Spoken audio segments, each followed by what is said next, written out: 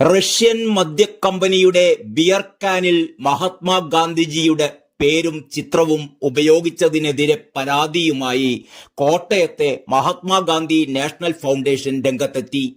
മദ്യ കമ്പനിയുടെ ഈ നടപടി പിൻവലിക്കണമെന്നാവശ്യപ്പെട്ട് സംഘടന റഷ്യൻ പ്രസിഡന്റിനും ഇന്ത്യൻ പ്രസിഡന്റിനും കത്തയച്ചിരിക്കുകയാണ്. ദേശീയ തലത്തിൽ തന്നെ റഷ്യൻ കമ്പനിയുടെ നടപടിക്കെതിരെ വലിയ വിവാദമാണ് ഉയർന്നുകൊണ്ടിരിക്കുന്നത്.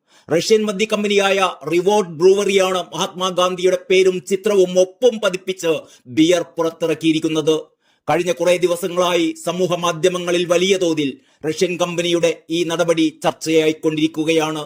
ഒഡീഷ മുൻ മുഖ്യമന്ത്രി നന്ദിനി സത്പതിയുടെ ചെറുമകൻ സുബർണോ സത്പതി എക്സിൽ ബിയർ ക്യാനുകളുടെ ചിത്രങ്ങൾ പോസ്റ്റ് ചെയ്തതോടെ നിരവധി ആളുകളാണ് പ്രതിഷേധവുമായി എത്തിയത്. ഇതിന് പിന്നാലെയാണ് പാലാ കേന്ദ്രീകരിച്ച് പ്രവർത്തിക്കുന്ന മഹാത്മാഗാന്ധി നാഷണൽ ഫൗണ്ടേഷൻ പരാതിയുമായി രംഗത്തെത്തിയത്.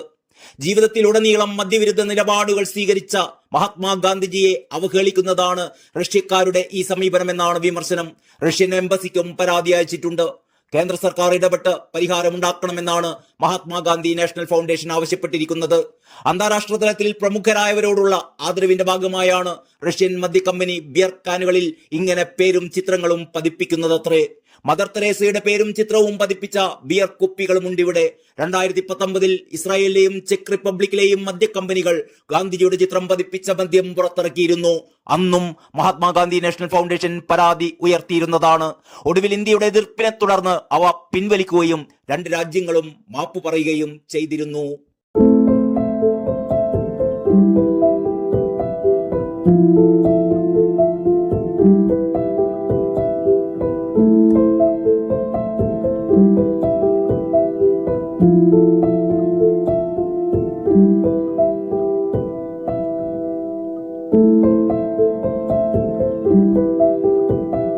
Thank you.